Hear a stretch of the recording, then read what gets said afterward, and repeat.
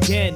This is CWSN. You ain't heard about us yet, well you better know now, because it's the place that it all goes down. Get up, let me begin. This is CWSN. You ain't heard about us yet, well you better know now, because it's the place that it all goes down. Shout out Young Swish. Thank you guys for tuning in to another episode of the Sit Down Show with Malik Wright, presented by the Right Way Sports Network, TWSN. I'm your host, Malik Wright, joined by my co-host, Danny Alameda, and our guy, Michael Hara, is joining us live in studio, man. Thanks, Mike. Appreciate you making the trip all the way down from Columbus. Apologies for the late start. We're dealing with a little bit of technical difficulties. I wanted to make sure all the audio was working correctly. It sounds like it's working correctly. It looks like it's working correctly. But we're going to jump into this, man. Again, if this is your first time on the show, this is a show where our channel, I would say, where there's no filters, no hot takes, just real conversation. Today, we're going to be reacting to day 2 of NFL free agency and what it means for the Cincinnati Bengals. The Bengals missed out on some of the top linebackers on the market, Leo Chenal, Devin Lloyd. We just had another signing, Caden Ellis. So if you're new here, make sure you subscribe for Bengals coverage, NFL analysis, and the biggest sports stories every single week. So let's get into it, boys. I want to first and foremost talk about the loss of Bengals potential targets via free agency and your overall thoughts on the impact that might make towards their draft plans. Daniel, maybe there's a free agent that you think they can pivot to, but tell me what you think. Yeah, I mean, as far as the linebackers go, it sucks, right? And that's clearly the topic of the day, and all Bengals Dome is, up in arms. And I understand, listen, guys like Leo Chenal, Devin Lloyd. Devin Lloyd is a guy that I was extremely high on. I think he steps into the Carolina Panthers immediately and, is a star for them. But I think that the Bengals, they have to find a way to pivot because it sucks, right? You lost out on 2 guys. I think Leo Chenal as well. I don't know the exact number. I believe it was $10 million per year, but that wasn't a crazy figure, right? And those are 2 guys that could step in right away and be the best linebacker on the team. So I understand that it sucks, but Malik, I don't know necessarily if you wanted me to pivot to a guy that I liked. Well, one thing I want to say is I want to see what the numbers break down to be, because it seems like a very reasonable contract. At the end of the day, I wonder if it came down to the thing that it always comes down to, which is the guarantees beyond year 1.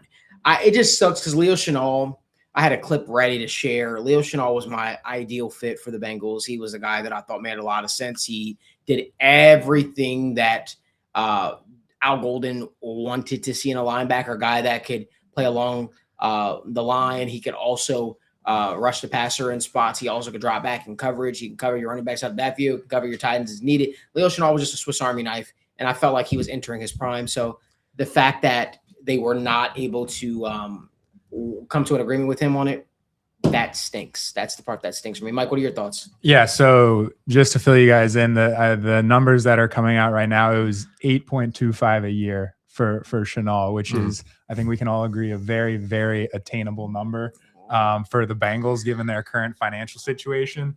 I think you summed it up pretty well, Malik, what he could have done for this defense. I mean, everyone who's here understands that adding to the linebacking core is an absolute must this offseason, and the pickings are slim. It is that there are not very many difference makers or just guys you want to see in a starting spot left in free agency. So at this point, I'm less concerned with them bargain hunting in free agency and moving my thoughts to the draft. I know this isn't a draft-driven show, but if the Bengals are going to find someone who really elevates the second level of the defense, I fear that addition is going to have to come in April and not in the next couple of days. Yeah, for sure. And I think the part that sucks, like you said, is the ability to be a difference maker, right? Something that Logan brought up on the show that I thought was great, albeit these guys are linebackers, right? Demetrius Knight is a linebacker, something that Al Golden did a lot. He puts these guys on the defensive line, right? Demetrius Knight, that wasn't something he did a lot in college, but last year had more than 200 snaps on the defensive line. That's something that Leo Chenal did a lot. Leo Chenal was able to play on the defensive line and set the edge. And respectfully, as a rookie, Demetrius Knight really couldn't do that. And while this guy has potential, and while a guy like Barrett Carter has potential, you have to add to the room. Just because you look at the Bengals defense line, just because they had McKinley Jackson, Chris Jenkins, doesn't mean last year, 2 years ago, you shouldn't have added to that defensive line. So it sucks because now, I mean, I've got a couple names that I like, but those are two guys that step in right away.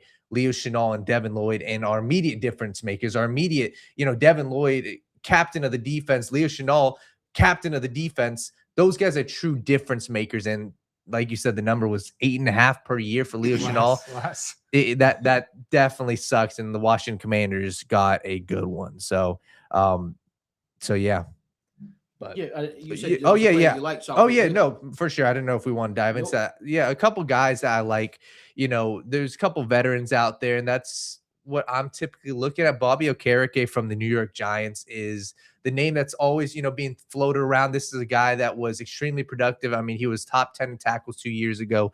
And for me, what I like with him is this is a true Mike linebacker. This is a guy that can be the middle of your defense. And not only that, this is a guy, once again, that has had success against the Bengals. You go back 2 years ago in that game against against the New York Giants for the Bengals, he had a massive punch out of Zach Moss.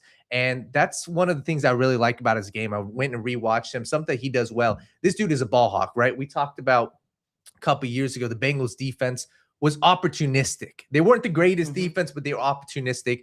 That's something that Bobby Okereke can do for you, right? You look at this year wasn't his greatest year, but 2 years ago, his past 2 seasons before that, he had a total of 6 forced fumbles. That's something I value a lot, right? It's the peanut punch. It's multiple times you look at his ability to punch out the ball.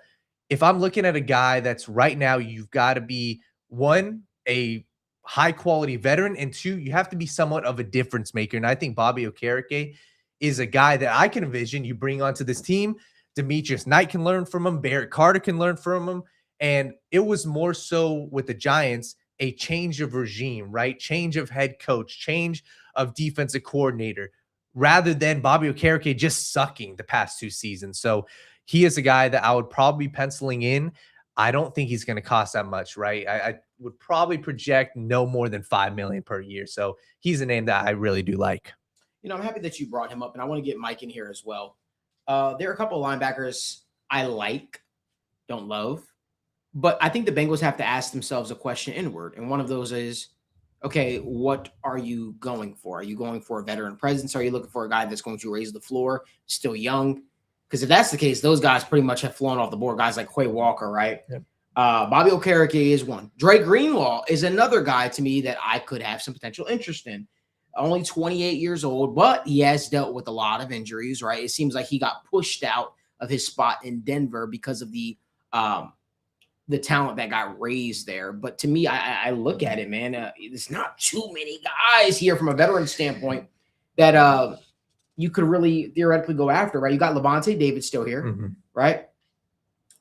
You've got Dre Greenlaw, like I said. You got Bobby Okereke. Somebody asked about Caden Ellis. He signed with the New Orleans Saints. He literally just signed 30 minutes before the show. Matt Milano, but I wouldn't be interested in any parts of that. I mean, it's slim pickings. You got our old friend Jermaine Pratt, old friend Logan Wilson. This is an interesting spot the Bengals find themselves in. You could always go with the dude that always tends to play and always perform no matter where he goes. He's older now, but he's a guy that I respected his game for quite some time in Shaq Thompson. Yeah. Right. He played for the Buffalo Bills this past year. You've got some names out here. Then you got some lower level guys, maybe some less proven guys. You still got the Brian Asamoah, who the Bengals added this year. You could still add. It's slim pickings, man. If I'm being honest with you, but I've got another names name out there. I've got a name. What's that? Jerome Baker. Okay. Jerome Baker. Okay. And this is off the cuff. I remember this year once again. This is a guy who, veteran from the Miami Dolphins. Yeah. Only 29 years old. This is a guy who, if Bengals fans remember, they probably don't remember, but week 18, if I'm not mistaken, forced fumble that the Browns took to the house, right? This is a guy, he didn't finish the season, where he was. He finished with the Cleveland Browns, and that should ring some bells. Once again, he's another guy that has the ability to find the ball, and he's a veteran. I just remember from his Miami days, the captain of that defense. Not only can he play the Mike spot, he also played a lot of edge in Miami, or not edge, but on the defensive line. So that's a name. He's not older. He's 29. Jerome Baker's a name I like. Well, let's not forget too. Bobby Okereke is a guy that I have a lot of respect for. I think I'm curious to figure out why the Giants moved on from him. Right. That's a guy that I think still has somewhat a lot to offer. Our residential news desk, Marissa, got us with the facts here. Bobby Okereke is projected to get around 2 to 3 million, a 2 to 3 year deal for 12 to 13 million. Will the Bengals deal in those waters? I think Bobby Okereke, how old is he? 30 years old? He's 29, I believe. He's 29. Okay. Well, listen, take it from me. All right. 30 is a sweet spot. 30 is a good spot, right? You don't be down on people just because they're 30. But I want to get some of these super chats. Well, first and foremost, the first time we've ever even gotten a super chat on this show. We appreciate you guys for doing that. You didn't have to do that. We greatly appreciate it. But let's get to it really quickly, Marissa. What are the 2 questions? Daniel, you can take it over. Yeah. So one of the questions from Bengals fan 1996. Appreciate you, man. Appreciate you. Thank you for the super chat. Appreciate you, brother. So he said, it sucks we didn't get one of the 3 linebackers mentioned. Who else would we be happy with? Could they be working on something bigger and unexpected? So far, how do we feel to this point? If again, it all comes down to what the thought process is, right? And Mike, feel free to jump in here at one point in time because I feel like I'm hijacking it. But there's a name that interests me. He's old, but he always tends to raise the floor wherever he goes, and that's Bobby Wagner. Yeah. To me, if you want a guy that makes a lot of sense, Bobby Wagner makes a lot of sense. There's also, I know a lot of people have a weird thought about older linebackers, but there was probably one of the most unsung players in the Zach Taylor era that nobody talks about. I had a great conversation with him at the Combine this year. He's now a coach. But it was one of the most impactful signings the Bengals ever made in Josh Bynes, linebacker from the Baltimore Ravens. They signed him, and he helped mentor guys like Olin Wilson and Jermaine Pratt. People forget about Josh Bynes, but Josh Bynes was such a profound signing for the Bengals. He did so much for the culture and the belief in him, man. I don't know. To me, that excites the hell out of me. I like Bobby Wagner. I think he's a guy that can help develop guys in Barrett Carter and Demetrius Knight. And I want somebody that can complement those guys, mentor these guys while not taking away from these guys' skill set. And I feel like Bobby Wagner is the ultimate consummate pro that is a guy that you would want to hear to do that. Mike, what are your thoughts? I mean, the Bobby Wagner stuff is going to get kicked around just given the state of the board. And he's obviously a very, very recognizable name to most NFL fans. I wouldn't be particularly upset with the signing. It's more of kind of a nothing thing for me. I mean, just knowing where he's at in his career, just simply his age, he's not going to command more than $7 to $8 million on a new deal. So it's not going to leave the Bengals in financial ruin. We're not going to look back on the season and mean like, man, how did we sign Bobby Wagner? Like it's not going to destroy the defense. And to his credit, he continues to be pretty solid against the run. His quickness and ability to hold up in coverage. I remember vividly a couple of times watching these Commanders primetime games and just games in general, just watching him get burned on a crossing route. So that's always something that's in the cards with somebody who's 36 years old now. So it's a very, very real possibility. And I think it should be an expectation that there are moments out there where he looks like a liability on the field if he's wearing a Bengals uniform in 2026 and getting consistent playing time. But like I said, to his credit, the tackling ability and the ability to stop the run, that hasn't faded. And we all know that that's a very, very pressing issue for this Bengals defense, is limiting chunk gains on the ground and sound tackling. So that would be nice to have. And again, the ability to mentor and help these young guys, because go ahead. That's theoretically all I'm looking for. I'm a guy to come in and mentor these guys. I don't care about necessarily in pass coverage. You don't want to be a liability out there, because hopefully you don't have Bobby Wagner out there in coverage situations. But honestly, I just threw that name out there for nostalgic reasons. For me, Bobby Okereke, it would be the most ideal fit. I think he's a guy that's young. His PFF grade was not amazing last year. Overall grade was a 56.3. That's putrid. 45 versus the run. Part of me wonders, was some of it scheme though? Was it scheme? Was it the defensive coordinator? We know that they're going to have a new DC in town. We also know that the Commanders fired their DC. So I don't know, man. I feel like Okereke is the only guy that probably makes sense. Can we get some Levante Davis stats in here as well, please? I think the reality of the situation is that at this point, whatever it is, I do hope the Bengals do something, but at this point, they're realistically just grasping at straws. They're just hoping either some veteran who no longer has a future with their current team is they're able to squeeze one more year of juice out of them, or they're hoping to find some diamond in the rough and get something out of them. Because let's be real, the future of the second level of the Bengals defense, the future of the linebacking room does not involve Barrett Carter and Demetrius Knight Jr. as the focal points in my opinion. You don't think so? I mean, there's a world in which it happens, of course, but I mean, I'm not very optimistic after the 2025 season. I think a marquee, I'm very, very convinced a marquee addition is going to have to come in some fashion. And the unfortunate reality is that given the talent that's still left on the board, that's not going to come in free agency. Could they get a serviceable stopgap kind of guy? That's certainly a very real possibility, but just you can take one glance at the available free agents list and just understand that unless someone has a massive unforeseen breakout and the Bengals manage to find one of the steals in free agency on day 3 or late on day 2, I mean, that massive upgrade just isn't coming right now. Daniel, before you go, there is a guy that I actually have a little bit of interest in really quickly. I'm going to bring this guy up really quickly. Okay. I want to first put this out there because I feel like I'm going to get crucified. He's 27 years old. Let me preface this by saying the snap count is limited. It's limited, guys, okay? So don't crucify me too much, but I want to bring up a guy, Jack Cochran from the Kansas City Chiefs. I know Daniel has a look on his face right now. I mean, like, who the is that? No, he was he was their backup linebacker this year. His overall defensive grade was a 78.5 via PFF. His run defensive grade was a 65. He wasn't really asked to rush the passer too much, but his coverage grade, guys, was a whopping 83.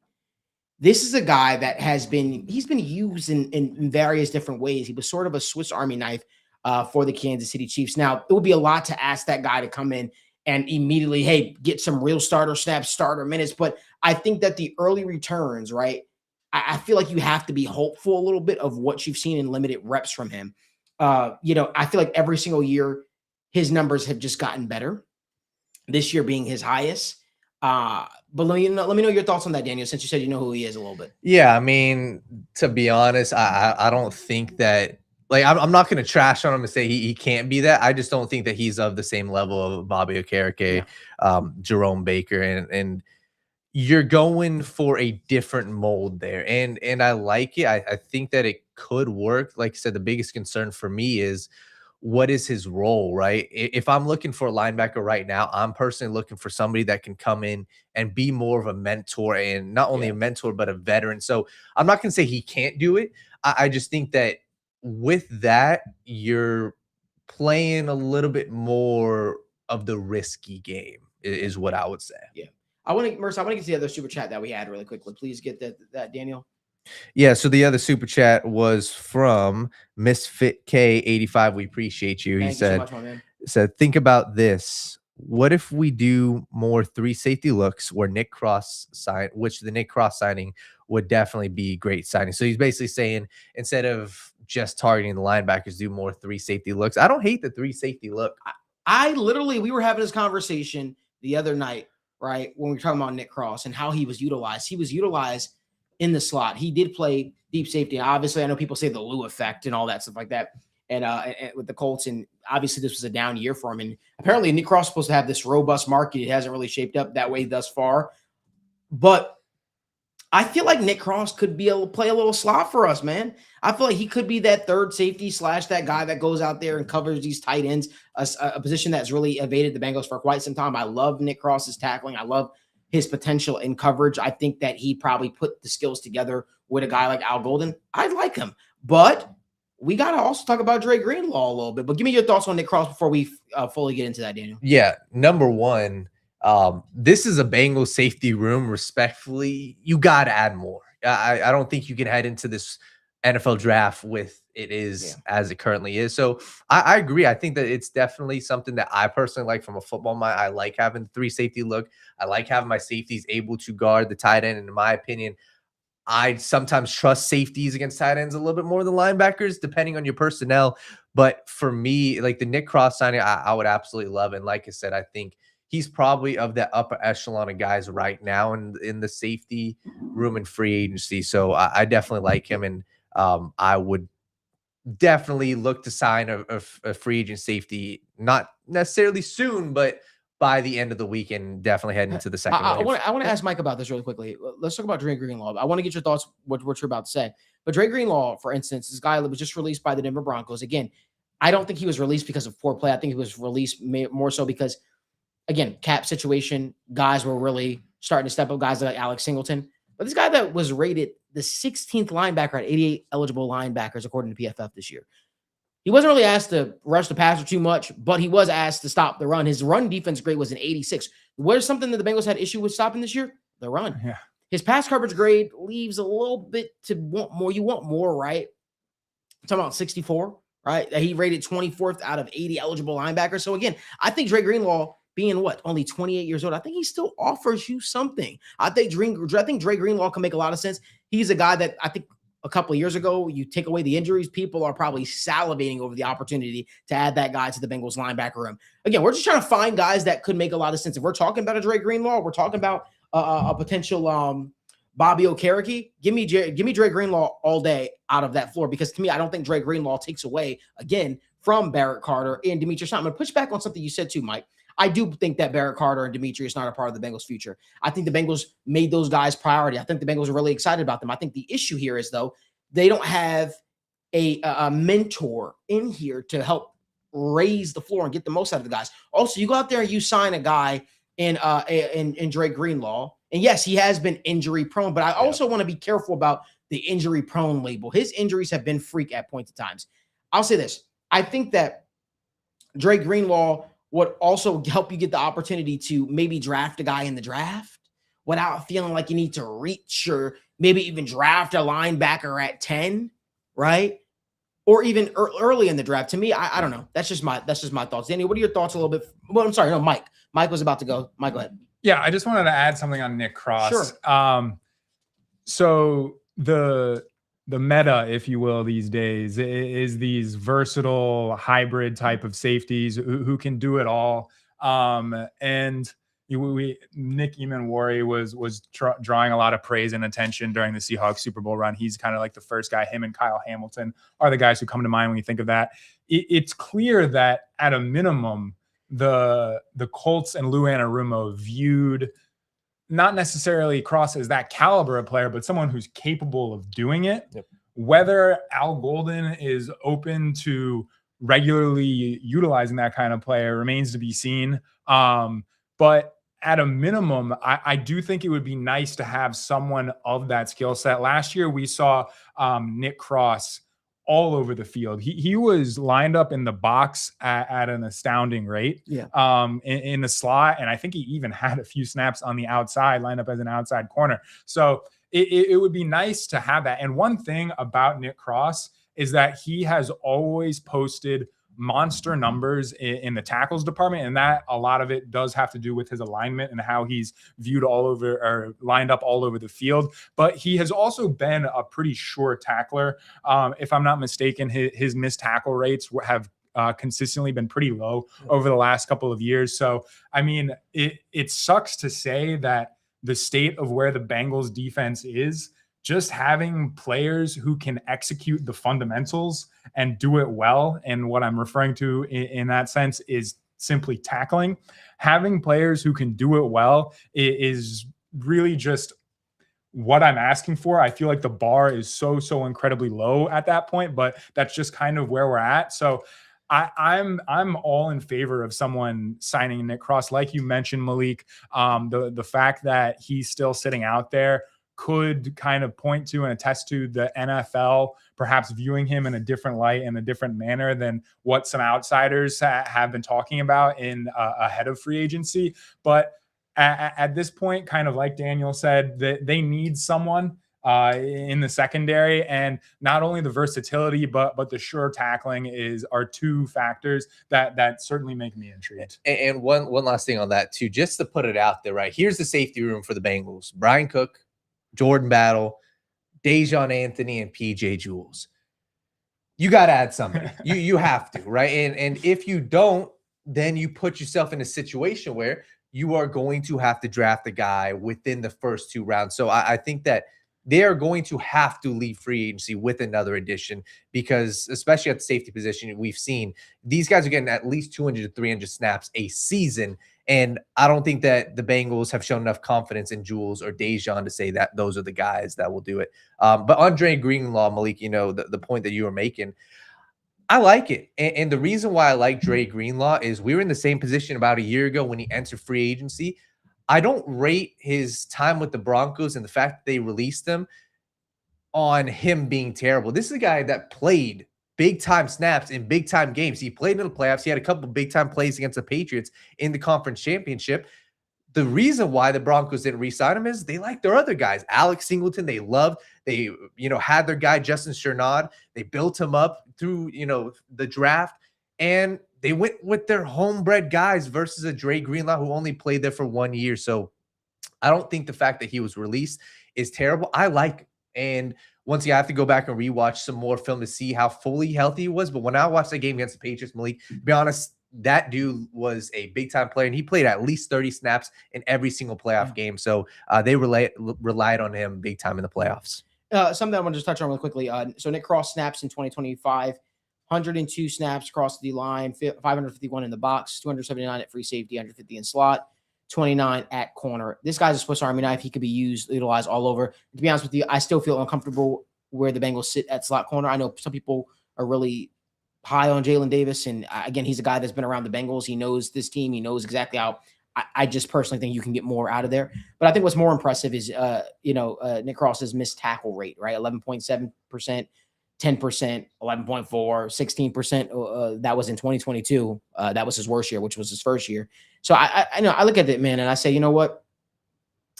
We could really go out there and utilize still adding some more pieces that could make sense for this defense. I don't think that they're done. Today does leave a little bit of shock value, a little bit, because you had to feel as if they were going to come away with one of these guys. We know they were in on Devin Lloyd. We know they like Leo Chenal. Mm-hmm. It sucks. It sucks, but also it was like slim pickings. But so now you have to figure out: do you want to go with the Dre Greenlaw, right, who has injury concerns, or do you want to go with a Bobby Okereke who's had a down year? Do you think you can repair that? And more importantly, this is a former captain for the Giants, a guy that was a leader of that Giants defense. Do you think you can repair that? And more so, do you think he can provide some wisdom to some of the guys that you guys currently have in that spot? This was Bobby Okereke is coming off of maybe 2-3 years ago from being considered one of the better linebackers in the game. That's I think that's the disappointing part a little bit. I think you expected more. According to our guy Bill Spark Scouting, GOAT, why don't you guys go follow him while you guys are here? He says that Cam Hayward signed a 1-year extension with Pittsburgh. Before we continue the conversation, I just want to highlight a couple of moves that were made before we continue on Bengals talk. A couple moves that were made just today. Minimal moves, but moves nonetheless that were still made. It's a bad day when all the insiders, as they call themselves, are tweeting out kicker news. Mm-hmm. Romeo Doubs signs with the New England Patriots. Devin Lloyd obviously signed with Carolina Panthers late last night. Elijah Vera Tucker signs with the Patriots. Jamel Dean to the Pittsburgh Steelers. Pittsburgh Steelers are having a pretty good free agency so far, guys. That's quietly not been talked about. The Kansas City Chiefs replaced Brian Cook with Alohi Gilman. Braden Smith goes from the Colts to Houston, the tackle. Tyquan Thornton signs back with the Kansas City Chiefs, and the rest were whatever moves. There weren't too many more moves. Is there any move that stuck out to you so far might be a free agency? Maybe it could be this team or another team that's made. What has been your favorite move of NFL free agency, Mike, and why? Talk to me. I mean, it's this is kind of, some might think it's taking the easy route here, but it's hard not to love what the San Francisco 49ers did with Mike Evans. I mean, you see on the face value, it's a 3-year deal, but once the once the contract details came out, it's effectively a 1-year deal for $16 million. Mhm. I mean, that is just an absolute steal. And we'll have to wait for the more specific details on guys like Romeo Dobbs, who signed today, and some of the other, and Rashid Shaheed and some of the other guys, the wide receiver free agent contracts. But I know Mike Evans doesn't have a whole lot of gas left in the tank, and we're kind of unsure after his 2025 season was kind of impacted by injury and defined by injury. But it's really, really hard not to feel like the 49ers walked away with a robbery, and we know that the Buccaneers were in the mix and making a competitive offer, and Evans decided that heading to San Francisco was what was best for him. And the like I said, the price tag is really, really solid, and we know that the 49ers needed a wide receiver. Brandon Ayuk is off doing whatever he's doing. Deebo Samuel, some have campaigned for a reunion. I don't think that's going to happen. Ricky Pearsall, another player, career to this point defined by injuries, largely. George Kittle going to be out for a chunk of time with an Achilles tear. So they absolutely needed someone. I still believe that Mike Evans can go out, be that kind of big-bodied contested receiver that he always has been, and really add some juice. I don't know about you guys, but I'm still fully of the belief that the 49ers Super Bowl window is wide open. I think they can get it done. They won some very big games last year, even though they were absolutely decimated by injuries. Say what you will about electrical substations and all that, but I really do think that this is a team that is equipped and built to win. One of the biggest question marks was how were they going to address this group of pass catchers, and they have done it by adding what I still view as a premium talent in general, as obviously a premium talent on the free agent market, on a very, very team-friendly deal. I don't really think that there's a way to spin this as a bad signing for the 49ers. You know, a couple things that I want to touch on, but before I even get into it, Jim Gegner is asking specifically Daniel a question. Oh, Jim Gegner is your Lord. biggest fan, as you know. Oh, Lord. And do you see his question, or do you even want to ask it? Yeah, I see it. He said, thoughts on 3 guys at linebacker, a possible 1-year deal. Oof, these names: Kenneth Murray, Willie Gay Jr., Devin White. To be honest with you, I mean, the names that we listed before, I like them a lot better. I like Bobby Okereke a lot better. I like Jerome Baker a lot better. Just those names, my immediate thoughts on those: Devin White was okay, but if you talk to Raiders fans, and if you look at what Raiders fans say, a lot of it's negative. A lot of it's washed, old, slow. He's a veteran. He's a Super Bowl champ. I like it, sure, but to be honest, Kenneth Murray's a no for me, and Willie Gay Jr.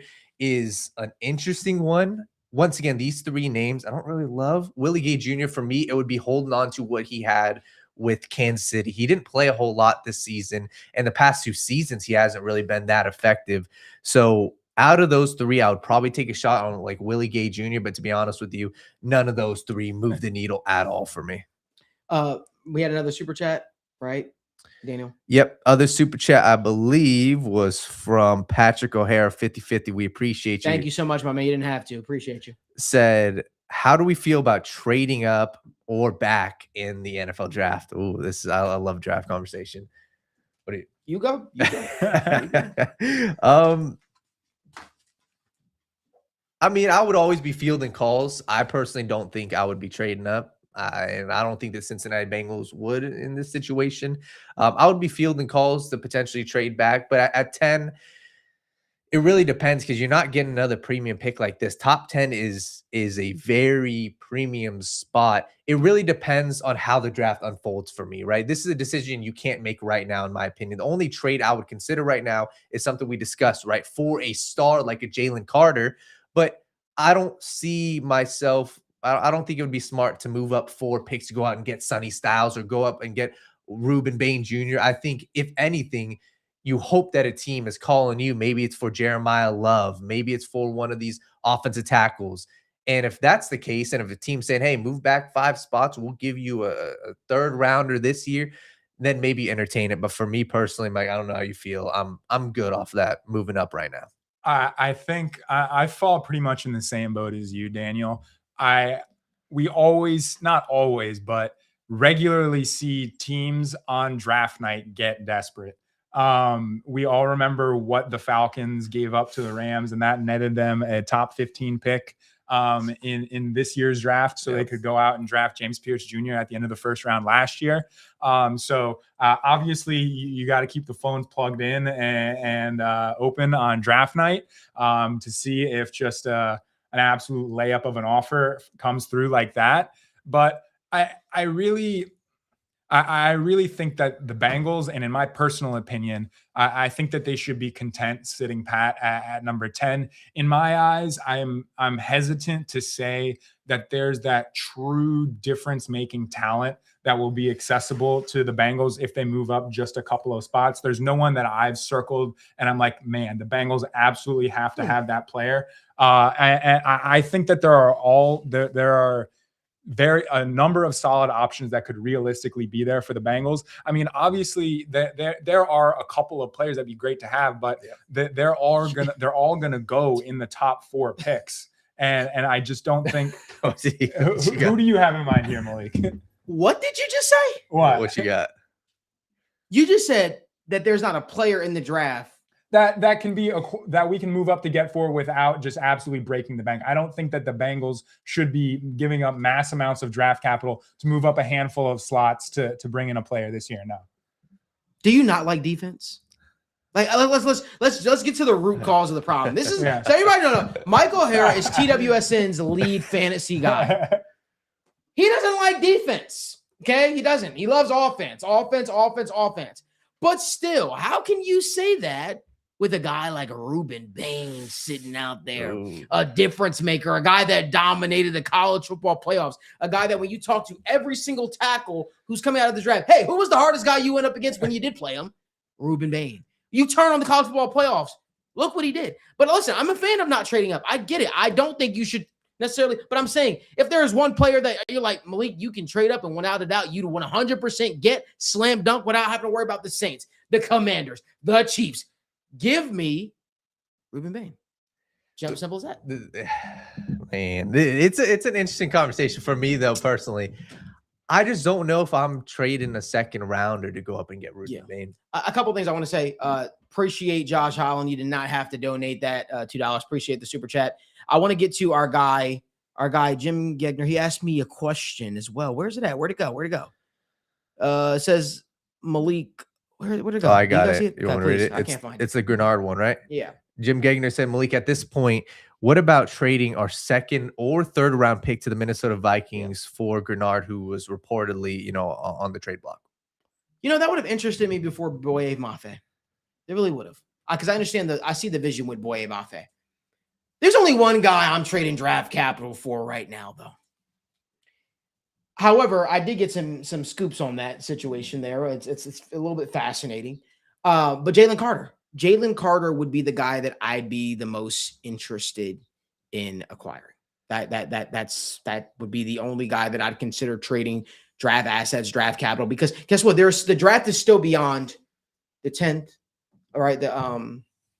The draft goes still beyond just the first round, the second round, third round, fourth. You still got other picks to go. The Bengals are in a prime spot where they got to utilize this draft to the best of their ability. I was talking to one of my guys today. I can't say too much, but I said, hey, do you think if the Bengals were to call the Eagles and ask for Jalen Carter and pick 10, do you think that'd be enough to get it done? He said, probably. Those were his words, not mine. So it's possible, right? I know there were some folks out there when I first threw it out there earlier today on the live stream. If you guys didn't get a chance to catch it, I went live and I talked to my guy, Zim Hude, and we got a chance to break down why I feel like Jalen Carter would make sense for the Bengals.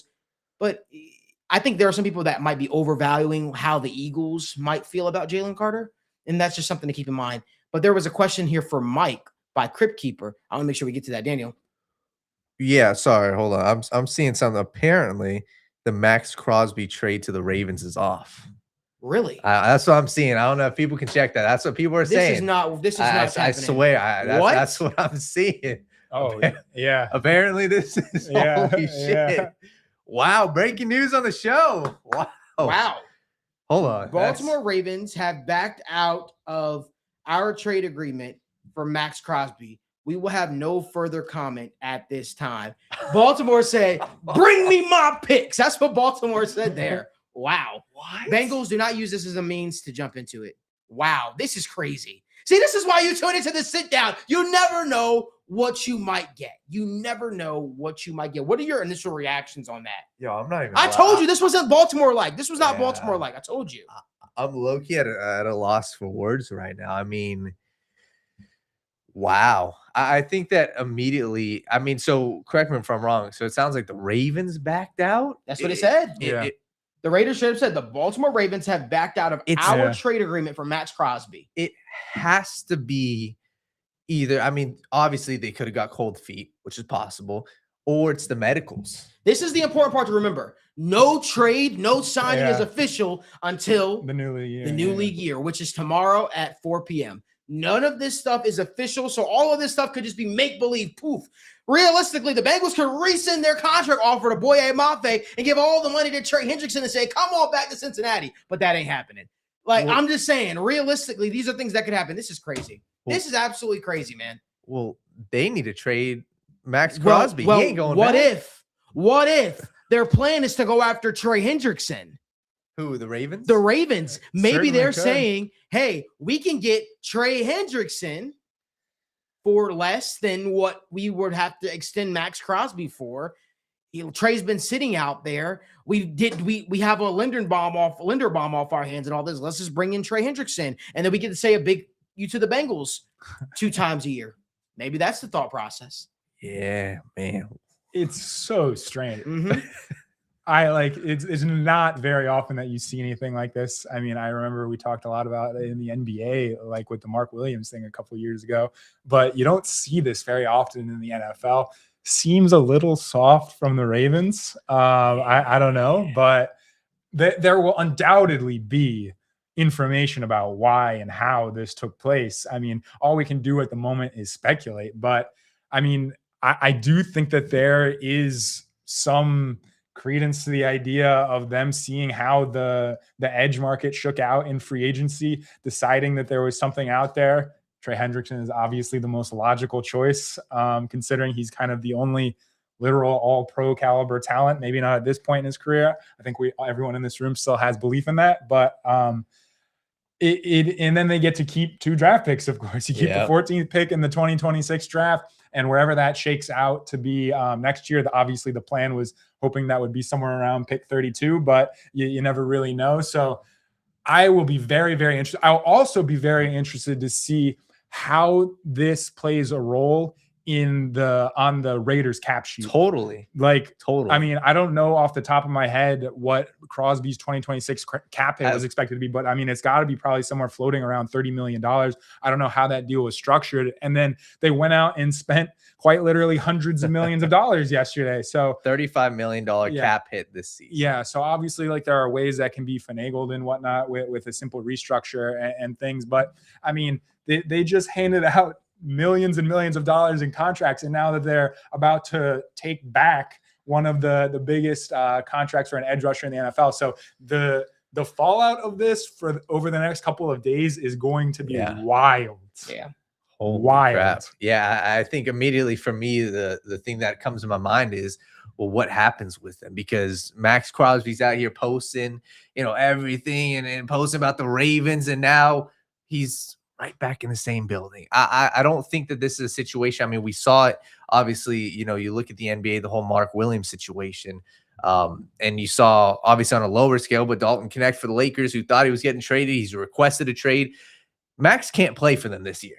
No, in my opinion, I don't see a world where that relationship can be repaired after you just sent him off.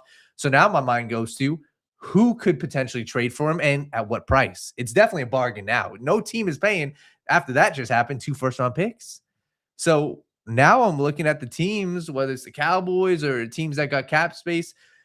Who's the team that's going to go after Max Crosby? And if not, like you said, that cap situation for the Raiders, man. So, send the Kobe Dean back out into the open market. All thing I'm going to say is Cincinnati, don't do it. Please. Please don't do it. I know y'all were interested in the Warriors. I know y'all love them and all that. So don't do it.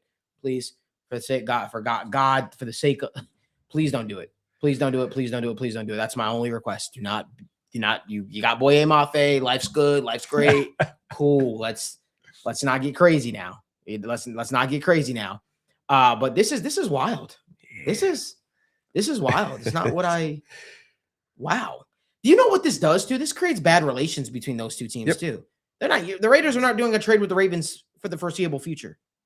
Right? They're wild. This is wild. Yeah. Don't remember anything like it.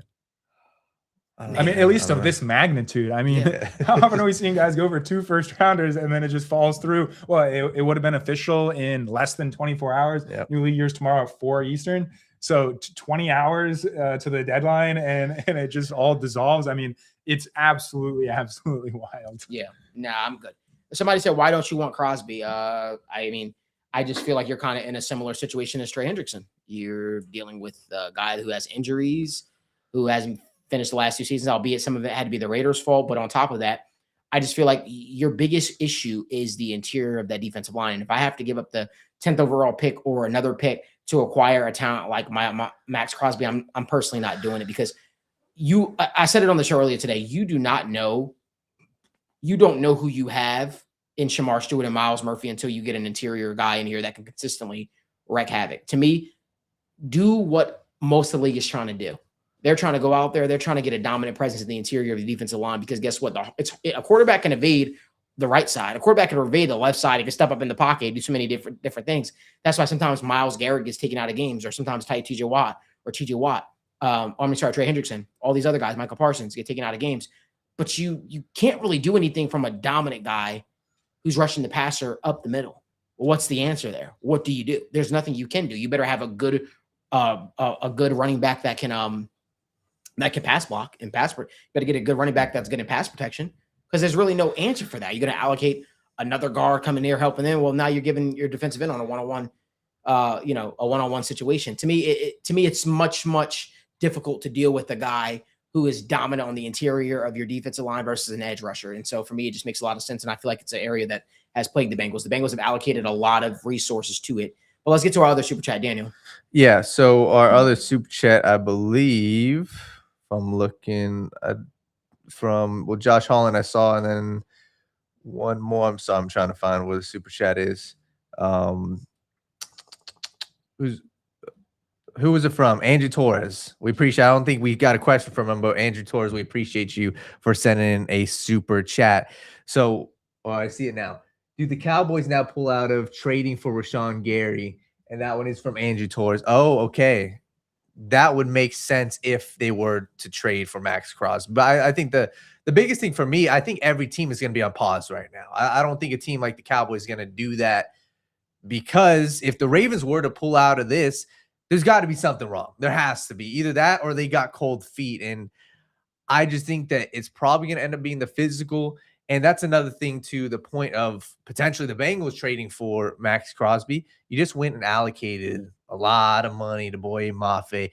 It wouldn't work financially unless you probably restructured Joe Burrow or you went out and said, hey, Boye, we're good because we're making this move. But I think that it would have to take a desperate team, and maybe the Cowboys are desperate enough to go out and rescind their trade, but I would not be expecting that anytime soon. So, this whole Max Crosby thing, if I had to guess, it has to be the physical, and we'll see what happens from there. But how would it be? I mean, there are ways physical for sure, but like typically that happens when the guy gets in the building. Can't really get in the building until the light, right? But there's it's the NFL. You could do it 100%. But I've got to think they've got something else up their sleeve. They got to. Yeah. Cold feet. You know what this means, though? Even bigger news. Hey, Bengals. It's like if you like a girl, for instance, and you want to marry her or you want to date her, it don't matter unless you married her. Right? Go after her. Leo Chenal. That ain't official until tomorrow. Just throwing it out there. Make one last ditch effort. Guarantee them 2 and 3 years. Hey, one more. Diana Rossini said failed physical. Oof. Failed physical. So the Raiders are stuck. Because what happens with Tyler Linderbaum now in that contract? Exactly. This is a mess. Yeah, man. Disaster. Yeah. Max Crosby did not pass his physical today. But you know what this tells me, though? Whenever a team does that, that means the team was never really all in. They were like unsure. They made a move and they're like, all right, we'll trade. And it's like, Like you knew he had injury concerns. Yep. You knew all that. You had reservations about it. You got cold feet. Let's just call it what it is, because there have been injuries in the past. Look at Micah Parsons was dealing with stuff. Yeah, what, back? Yeah. And you could have been like, oh, we're failing you, because you could fail a player for anything. Yeah, it's like very subjective. Yeah, it's very subjective. Yeah. Look what the Lakers did with Mark Williams last year. We're going to fail the physical because, the Bengals had an offer on the table for what was that pass rush from Commanders? Was it Ryan Kerrigan a couple years ago? Had an offer on the table for him, got cold feet, and was like, oh, we failed you because you're physical. And no other team said he had anything wrong with him. But it's like, yeah, they got cold feet. Let's just call it what it is. They got cold feet. They got cold feet. They got cold feet, man. I don't know. Yeah. Somebody said I would be pissed if they took Malik's idea and said, hey, we would like Carter better. Why?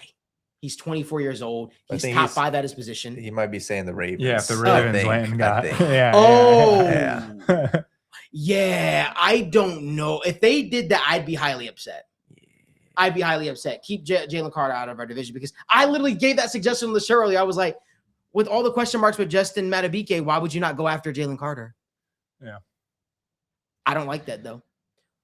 Although I did get some I'm going to wait to tweet it out, because if I put it up on the show, somebody's going to tweet it out and be like, breaking, here's what I heard. And it's like, I'll wait to put it out, because I got some real information regarding the whole Jalen Carter thing as well. And I'll put that out in a tweet. So if you don't follow me on Twitter, definitely follow me on Twitter.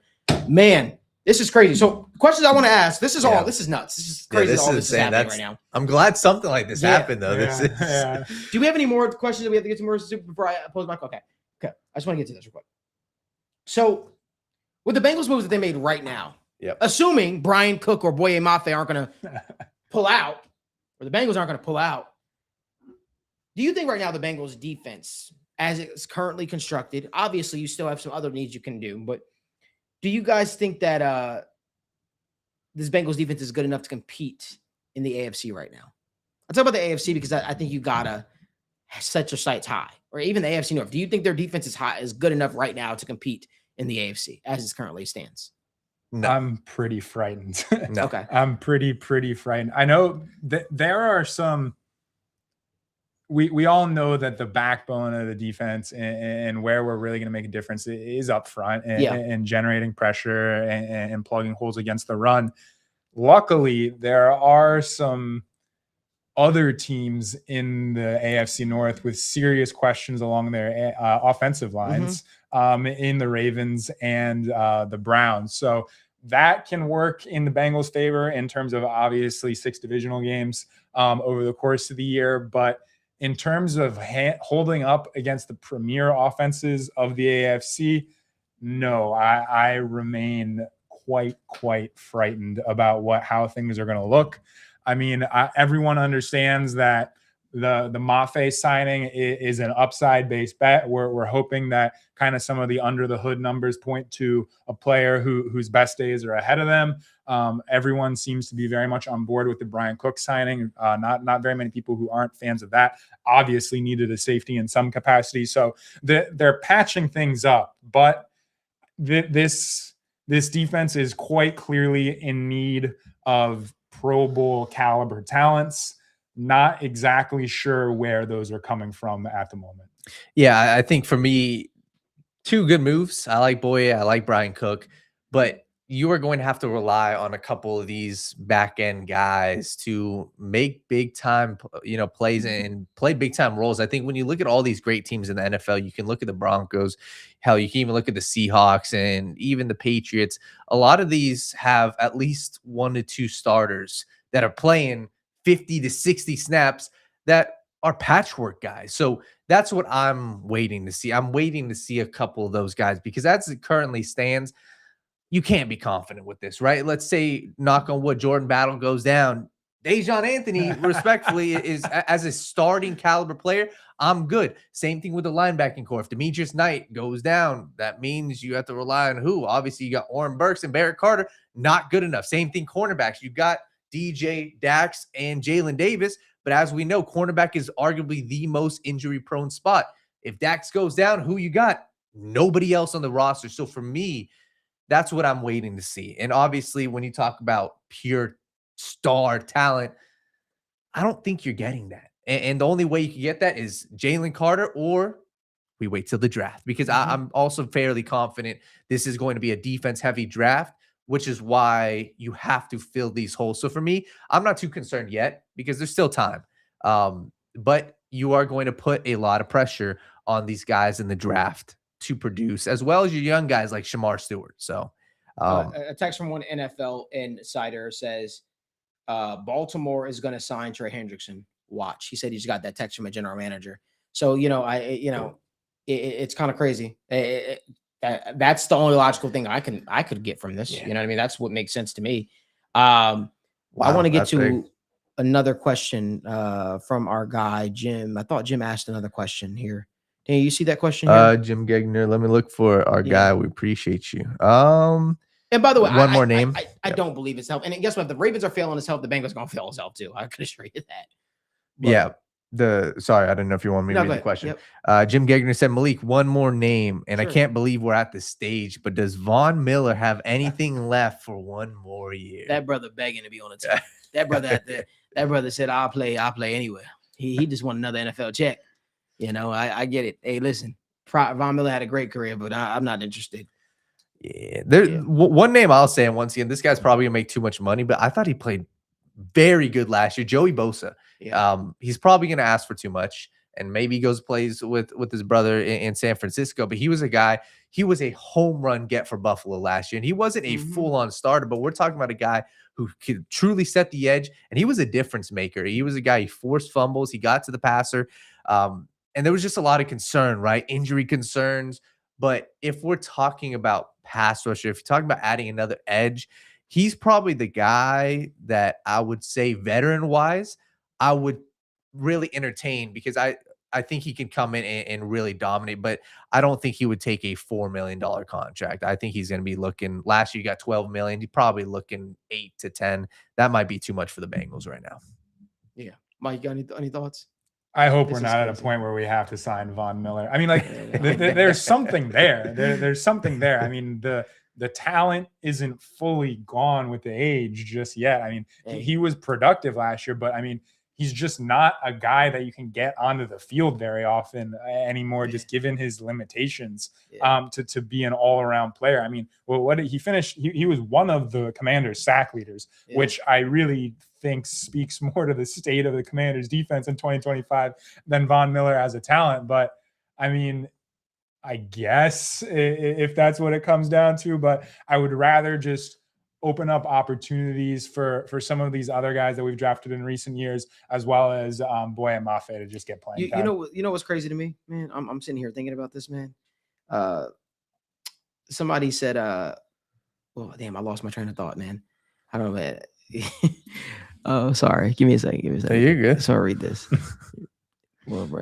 Daniel, start talking. That's what it is. Somebody said, is it possible the Raiders do not sign one of their linebackers, Nakobe Dean and Quay Walker, because of this now? Yeah. It's insane. They signed a lot of guys. They allocated a lot of resources. And now Max Crosby's contract is back on the books. I'm kind of on board with Daniel. I think that the price tag might come down, but I really feel like a trade is the only outcome here for Max Crosby. Yeah. Oh yeah. Just like Cowboys were in on the waters. Yeah, I know. Here's what I can tell you guys.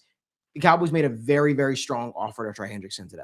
Very strong offer, and it did come down. It was Trey, like they said, Trey is asking for the $30 million. He wants to get paid like some of the top edge rushers. It's not that teams are interested. It's about kind of closing the gap. I think Trey is going to wind up getting closer to the amount that he wants, because that's what free agency is about. These teams will overpay. These teams will literally just gush to get a guy in here, especially as the days continue to tick on. We're going into day 3 tomorrow, right? Trying to figure out what this thing is going to look like.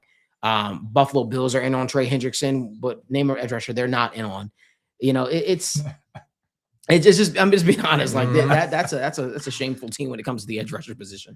I just look at it, man, and I'm trying to just figure out what the ramifications of this could be. That's why I'm just dumbfounded right now, because Quay Walker, Nakobe Dean, imagine Nakobe Dean is sitting out there. I think the Eagles would jump on that. I think the Eagles would try to jump in and bring him back. This is going to be interesting, man. Tyler Linderbaum is not going to be happy when they ask him to take a pay cut after 2 days with the organization. Yep. Yeah. One last thing I'll say on this. I think the Ravens obviously we haven't gotten to winners and losers for free agency, but they've lost a lot, right? They lost Pat Ricard. They've lost a lot in free agency. I think today kind of makes them a little bit of a winner because you get to keep pick 14. Yeah. Get to keep next year's pick, and you get Trey. And respectfully, in 2026, is there a massive difference between Trey and pick 14 or Max Crosby? In my opinion, I pick Trey Hendrickson and pick 14 this season 10 times out of 10. So, man, this is crazy. This is crazy. Okay, let's get to the next question. So with the Bengals, let's assume the Bengals are not going to no signing is going to fall through and everything's going to go through the way it is, right? Do you guys think the Bengals should prioritize linebacker in the NFL draft? Or do you, if you're the Bengals, would you trade for a linebacker at this point? And if so, is there anyone that comes to your mind that you're like, oh, this could make sense? For me, where I stand with this, I'm good off the draft. And the reason why I say that, you just did it last year. Yeah. I'm not relying on another one of these guys, and you can't sit and pray for Sonny Styles. So I'm good off the draft for linebackers. I think the only spot is one of these guys we discussed, and that's the situation they put themselves in. If you really felt it was a massive need, you had to go out and pay the bucks. And it's not like it was big bucks. You're not paying $25 million. You're paying $8.5 for Leo. You're paying 10, whatever it was for Devin Lloyd. So if I'm in their shoes right now, I have a feeling they're probably just going to push it off and say, all right, well, these guys will be here, right? But I would make one of those guys a priority, right? Bobby Carrick, Jerome Baker. The way I look at it is you made the investment last year. You put your nuts on the table and said, Demetrius Knight, round 2, that's who we're going after. You got to stand on it. You do. And you can't just relax after 1 year and say, oh, well, whatever. No, Demetrius Knight, you put your money behind him. I'm looking at one of those veteran guys, Bobby, Jerome Baker, and I'm saying, hey. Spostrike just tweeted out, the Raiders lost $30 million in cap space with Max Crosby back on the books. $30 million. So what does that put them at? I'm curious. What does that put them at? I've been trying to find, it says they still got a lot. Yeah, I'm sure they have a lot still, but that it's uncomfortable waters you're dealing with, because what you also did by you doing that, and the insiders are on the NFL Network right now, and they're saying, and I quote, the Ravens weren't ready to assume the risk of Crosby's knee, nullifying the trade. Do you know what you basically just did to? You basically just told the rest of the league he's damaged goods. You just tanked the Raiders' value of what they could have gotten for Max Crosby, because you just told the rest of the league his knee injuries. You could have just said, oh, injury, that's why he backed out. But you said, nope, the knee, we're not, it's serious. It's more serious than thought. And maybe it just puts him in a bad spot. It puts Max Crosby in a bad spot too. It's an awkward situation. You got traded by the Raiders. He released a 12-minute video talking about what the Raiders meant to him, and how he didn't want it to end this way, and he wanted to be a Raider for life, and he feels like a failure and all this stuff. And so, man, you look at it, it's like it damages him a little bit, man. It damages the value, because what is the team going to say now? Well, the Ravens said he had a bad knee, so we're only going to offer. We're not willing to come off of a second-round pick. What do you do then? What can you do? It's a bad spot to be in. Brutal. It's a brutal spot to be in on the eve of the new league year. Holy crap, man. Damn. Like, to me, it sounds like they got cold feet. They're probably interested in diving into some other waters. We'll see what takes place there. But that's unfortunate. I don't know. I don't got too much more to say about that. That's kind of unfortunate. Somebody said, William Wilson said, Dan, you get to the question. Somebody said, William Wilson said, he said, I'll ask you. He said, Tremaine Edmonds is in his 9th season at 27. Knight just finished his rookie season at 25. That pick was the dumbest thing, second to Sample in the second. I can't confirm or tell you, if Demetrius and I will ever see a second contract with the Bengals, that will put him in Cincinnati for another 4 years or whatever it's going to be. I think I could see it being a one and done type thing, right? Right. In 4 years here in Cincinnati and then moving on. But while we have him here, let's talk about him. Only thing I will say is next time Mad Max plays the Ravens, he's probably going to go crazy. Mm-hmm. He's probably pissed, right? Like how Mark Williams is with the Lakers. I wanted to also get to another question. Do you guys think the Bengals are doing enough to maximize Joe Burrow's championship window with this free agency so far? Listen, I love the Brian Cook signing. I mean, I have a hot take a little bit on it. I wish my guy Sean Brennan was still in the chat because I want to get his thoughts on this. But I feel like Brian Cook is probably the closest thing, right? This guy was rated overall. I want to make sure I have the numbers correctly. He was the 4th rated overall safety in the National Football League this year. The 4th overall, guys. That's insane, right? He was the 4th rated safety in coverage this year. Yeah. That's a tier A type signing, tier 1 free agent type signing. I think that he's the closest thing to Jesse Bates the Bengals have had in here in a while. I would like his ability to hold on to the football a little bit more this year. Kind of felt like interceptions kind of escaped him, but he was always at the right place at the right time. Right place at the right time. Paul Step 8679 says trade second for Crosby and pick 10 for Carter. If only it was that easy, man. I'd do it. I'd do it, man. I'd do it in a heartbeat. I love Madden. You love me too. Yeah. Me too. You're not good at Madden, but I know you love Madden. No. Yeah. But do you guys think the Bengals are doing enough to maximize that championship window? I don't want no him and Hans. I want your thoughts. Well, for me, and I'll let Mike go. The problem is they just have put themselves in a very precarious and terrible situation. Like, this would be completely different if you could look at the guys from last year and 2 years ago and be fully bought in on these young guys. And if Shamar Stewart showed out in year 1, if Demetrius Knight showed out in year 1, if Miles Murphy, was proven to be a true difference maker, I would be a little bit different. Same thing, Chris Jenkins. If these guys were to have shown a lot more and really be seen as massive hits versus just, I think that this would be a good free agency. But the problem is you haven't hit on true stars. And respectfully, in free agency, there was no true superstar in free agency. So I really like the 2 signings. And I think that they've done fine. But I just think all around they put themselves in a very terrible situation to where you have to go above and beyond. If you don't go above and beyond free agency, everything else will be seen as if it is a failure. And that's what I look respectfully. We're going to look back on free agency, and I think we're going to really question the Devin Lloyd and Leo Chenal thing, because those were the 2 places I could see a real difference maker being brought in, right? Because, I mean, you can bring in a swinging tackle, I think is important. I think you need to bring in a corner. I think you need to bring in somebody like Nick Cross, right? But at this point, are they true superstars? Are they true difference makers? Probably not. So I think that linebacker is really going to put a massive stain on this free agency if they don't hit on one of these other guys. So I think that there's 2 big things at play here. For starters, I just want to calm everyone's nerves about. I understand that there hasn't been the massive splash everywhere that everyone wants, but I hold the belief that, and I think that it's pretty widespread, that Super Bowls are not won in free agency. Last offseason, or this past season, I think the Patriots and the Seahawks are going to, their results will challenge that notion. They were both among the big spenders in free agency last offseason.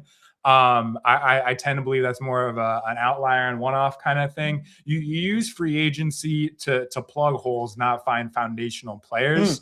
And I think the most important thing, that whether or not the Bengals are maximizing the potential to win a Super Bowl with Joe Burrow, I really do think it does come down to their missteps in the NFL draft.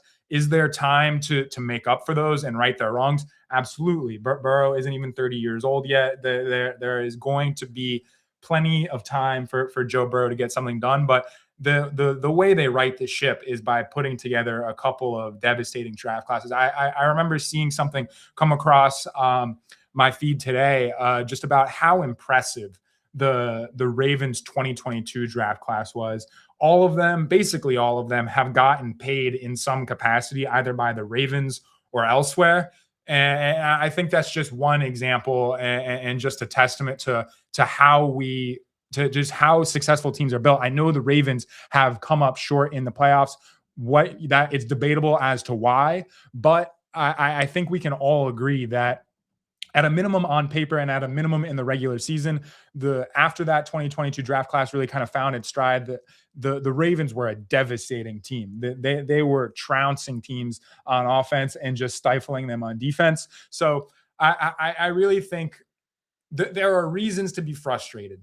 there are reasons to be upset with the Bengals' relative inactivity in free agency, but I wouldn't be entirely up in arms about how the Bengals approach things. We all know that, in a sense, the Bengals are operating with one hand tied behind their back in terms of just how they approach roster construction, structuring contracts, and all that good stuff. But the place where we will win, the place where we will find the players who power a Super Bowl run, those guys are found in April. And I think we understand that. Obviously, a guy like Trey Hendrickson ended up being a stud out of free agency. There are outliers, there are anomalies, but we really need to put together just an otherworldly draft class sometime in the next 2 years. Recent history doesn't bode well for us actually doing that, but that is where my attention, where my concern is for what will determine the success of the Cincinnati Bengals in the next couple of years. Yeah, and one last part. Obviously, we're in free agency. Obviously, we're in the off season. But to answer this question, I think it goes back to the conversation we were having in December and January. It's you either go out and get a massive roster that can, overtake the flaws of a quarterback or your coach, or you have a coach that can mask the flaws of the roster.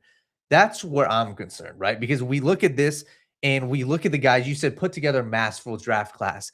If you had a great coaching staff, which we will see this year how they perform, but the guys like Miles Murphy, Chris Jenkins, Demetrius Knight, Barrett Carter, Shamar Stewart, these are guys, if you have a great coaching staff, and this is Al Golden and Zach Taylor's job, you got to turn those guys into key players, into key contributors on your team. And that's where this organization is putting this coaching staff a little bit behind the 8 ball, because you're saying, hey, we're going to have to rely on the young guys. And that's where I'm a little concerned. It's not like this roster is fantastic. They are going to have holes, but you are going to need your star players healthy. And I think you're going to need your coaching to really have a hell of a job this season with these young guys. So, and that's what they were hyping up all off season long, all last year and into this off season, saying, well, the young guys perform. We needed a year like this. Well, you had the developmental year. You just said it yourself. You got to see it this year. So I think that this Bengals team is going to be reliant on the young guys, and it will remain to be seen. So I think that at the end of the day, we still have time. The Bengals still have time to sign guys, but it's like you said, you're going to have to plug and play. I think, like we said, the linebacker spot is something I'm looking at because you can't put yourself behind the 8 ball heading into the draft, and we will see what they do heading into it. Yeah, man. Let us know down in the comment section. I want to get some questions. What positions do you guys want the Bengals to target, next? Linebacker, defensive line, or maybe even getting some interior offensive line help, some depth, Let me know what you want the Bengals to do now. I'm very curious, man. Somebody said, Malik, thoughts on Jim Gagner said, Malik, thoughts on Lions trading Montgomery and then signing Pacheco to replace him. Yeah, I love Pacheco's fit personally with the Lions. I think that he's a good 1-2 punch for Jahmyr Gibbs. I think that he is a lesser version of Jahmyr Gibbs, but I think that we've seen Isaiah Pacheco take the league by storm. We've seen Isaiah Pacheco being able to run all over defenses, catch the ball in the backfield, do all that kind of stuff. So it's interesting. I also want to highlight that we also have a membership link here. So if you guys want to join the channel, if you guys are UFC fans, you guys want our plays, our betting tips and all that stuff like that, feel free to join the membership channel. I'll be starting to put that out on the YouTube as well. But Mike, what are your thoughts on the Jahmyr Gibbs not replacement, but his new backup, Isaiah Pacheco? Smash. Yeah. Such an easy decision. Yeah. Okay. I mean, what they got a 4th, a 7th, and a center out of it. I know it was a 4th. There was rumblings at first about it being a 5th rounder, but they got an absolute haul relative to what you can get for a guy like David Montgomery. And then they come in and sign a guy for next to nothing to replace him. And I honestly don't really care about the sending away David Montgomery and replacing with Isaiah Pacheco. Yeah. I think that the talent drop off, there is a talent drop off there, but who cares? There's not, you don't need a counter punch, a backfield running mate when you have Jahmyr Gibbs. I mean, this guy is just absolutely absurd. So obviously there's only so many backs who can play 80% of snaps in a game. There's only been a handful of them year to year over the last 3 or so seasons. So I don't know if the Lions view Jahmyr Gibbs as being one of those guys who can do it for 17 straight games. I think that it would be in the best interest of their offense to push his usage to the absolute limit.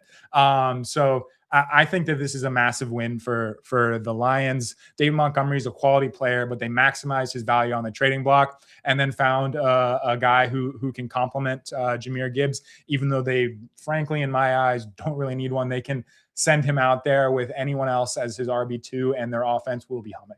Yeah, I think it's very simple. And one of the things I'm taking from the Seattle Seahawks this year, and I think that the Raiders will have to do the same thing with Ashton Genty. I think you have to have these star running backs. You need to have a true pairing with them. I mean, it goes back to the days of Sean Payton with his thunder and lightning. I believe that. And you can't just have these guys, and albeit, yes, you draft these guys high, but we saw with Kenneth Walker and Zach Charbonnet, right? Kenneth Walker obviously is a much better player than getting just 45 or 55% of the snaps. But if you have the ability to have 2 guys, right? So it takes the load off of one guy. So I was a big fan of the Pacheco thing. And I know we had another question. Somebody asked about Jim Gagner had a question, said, who do you guys think will be the best quarterback next season out of the bunch of Kyler, Mendoza, Tua, or Malik Willis? Remains to be seen on the Kyler Murray standpoint. Tua ain't starting. Malik Willis or Mendoza remains to be seen. I would probably end up saying Mendoza because I just don't think Willis is in the best situation with the offensive line in Miami. But who would you say? I mean, it just depends on how you define good. Yeah. I mean, just from a production standpoint, my bets would be on Mendoza or Malik Willis just because they're in line. Something about those Maliks. They're just in line to get starts. But I do enjoy, I do like what the Raiders are doing to build around Fernando Mendoza. Again, who the hell knows what's about to happen with the cap situation and how what the fallout of this Max Crosby trade looks like. But I mean, I guess I'd be putting my money on Fernando Mendoza just simply because there was a report floating around that they want to sign a veteran to kind of ease him into things. I mean, come on now. I mean, we're at an era in the NFL where if you're the number 1 overall pick and you're a quarterback, you are guaranteed to be a day 1 starter. That's just not a realistic outcome in my eyes. I expect 17 games out of Mendoza. I expect him to do just fine.